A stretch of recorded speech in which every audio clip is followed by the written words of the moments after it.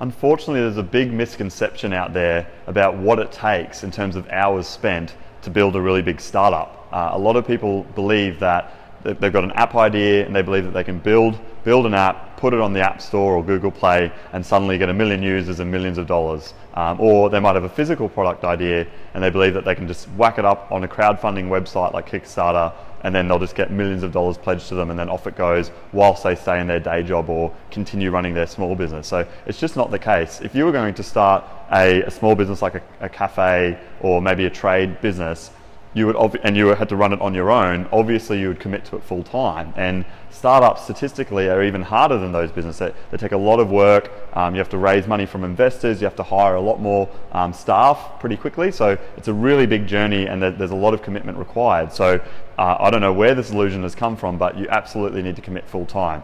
Now, in saying that, you don't have to commit full time at the start. So most of the entrepreneurs that we help to get off the ground, they won't risk jumping out of their corporate job or shut down their small business just to pursue an idea that they're really passionate about doing. There is a way of staging this in over time so that you don't have to take too much risk up front. So what you want to be doing is validating and proving your idea can work and hustling on the side of whatever your current commitments are, which is going to take some sacrifice in time and family commitments and all those sorts of things.